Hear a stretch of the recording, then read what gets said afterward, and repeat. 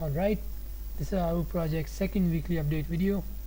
This time I'm making the video a little early due to Eid plannings going on at night. So yeah, the last time we left off at Box2D giving us a command line representation of a box falling from a height of 4 meters on a static ground, and this time we have the graphical representation of it in SDL. As you can see, a box was generated and then it fell on a static ground. This is exactly the graphical representation of the command line representation you saw last time. Now our next goal is to get this to work with a user input, in specifically a mouse. Having a mouse being interactive with the environment, and like this we should have dynamic objects being moved around with a mouse, and then being able to throw it and the engine reacting to it appropriately. Now this is our current task. We are working on it right now, but we are really close to having this work as it should. As you can see from the number of branches we have tried different tests, tried different codes, consulted different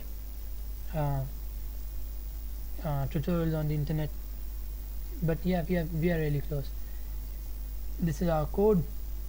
You might recognize some from the last time, but most of it is new, and yeah,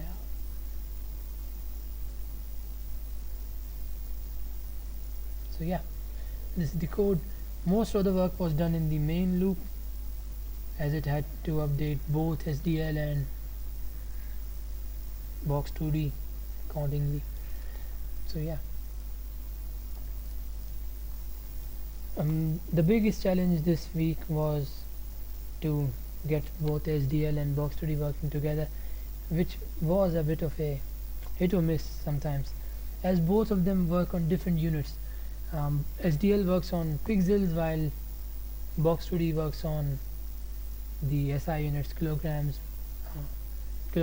meters and seconds. So yeah, now that we have completed that task, this is our final task, to have the engine being interactive with a user input of a mouse. Once this is done, our foundation for the simulator will be complete. Then all that will be left is to include a toolbox here on this side, maybe also have this screen go full screen, having a toolbox on this side, giving user the ability to spawn different primitive objects, dynamic objects in the environment, and having different scenarios with different static objects, and essentially giving them different playgrounds to play around in. So yeah, we should be done with this mouse thingy very soon. We are really close to it, and once this is done, our foundation is complete. So to recap and summarize, the last time we had a command line representation of the engine simulator, and this time we have a graphical representation of it. Our next goal is to have it interactive and still obey the laws of physics.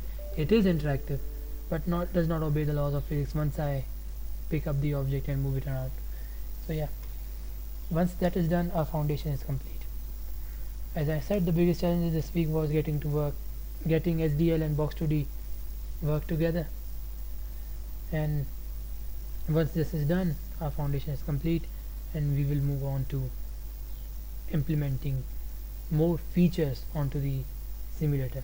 The foundation of the simulator will be complete once we have completed the interactive thingy.